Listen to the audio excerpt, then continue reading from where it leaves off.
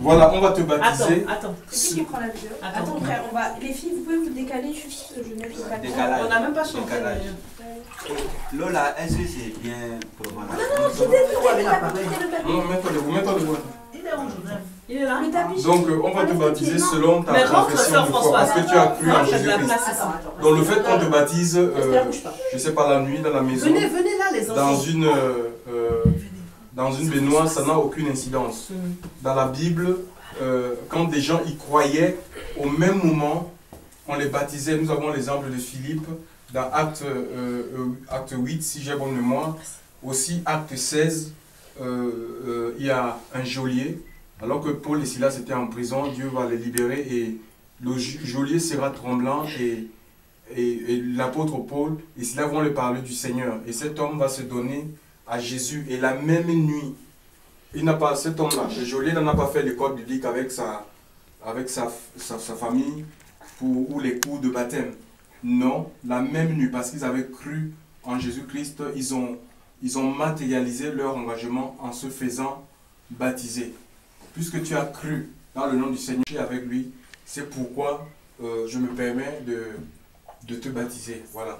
Donc, sachant que le Seigneur lui-même va te soutenir. Hein. C'est le Seigneur qui commence une œuvre en toi et c'est lui qui rend cette œuvre parfaite jusqu'à ce qu'il vienne te chercher. Donc, c'est à toi de tenir sa main. Alléluia.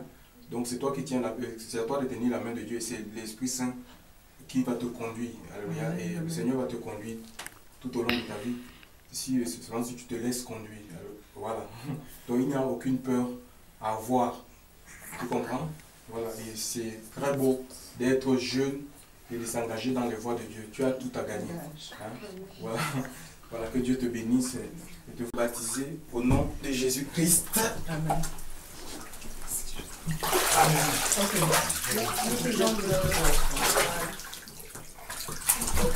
Voilà. Alléluia. Enfant de Dieu, jusqu'à la mort. Enfant de Dieu, jusqu'à la mort. Enfant de Dieu, je serai enfant de Dieu jusqu'à la mort. Amen. Peut-être que dans ta marche, tu auras des gens qui vont te dire où est-ce qu'on t'a baptisé. Tu vas dire, mais dans une bassine, on va dire, ah non, c'est pas possible. Il fallait que ça soit qui efface, qui enlève nos péchés, les péchés de notre vie. Que Dieu te bénisse et te fortifie. Le baptême aussi, c'est la mort. Il y a Shalom qui a pris la Sainte Seine là. Donc, si elle sait pourquoi elle a pris, parce qu'elle veut se souvenir de la mort et de la résurrection de Jésus-Christ, en tant que disciple, elle a le droit de le prendre. Il n'y a pas à être baptisé avant ou après. C'est un disciple, celui qui se reconnaît comme disciple du Christ. Il a été à la croix pour moi. Il est mort. Il a donné de son corps pour moi. Il a versé de son sang pour moi. J'ai le droit de me commémorer de cela. Faites ceci en mémoire de moi.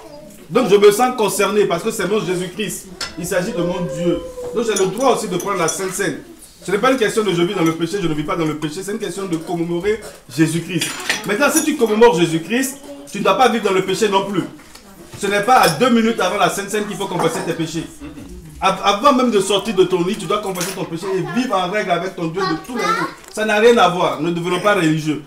Maintenant, pour les enfants qui ont commémoré ce moment avec nous, qui ont pris la Sainte Seine, je demande maintenant à ceux qui se fassent baptiser.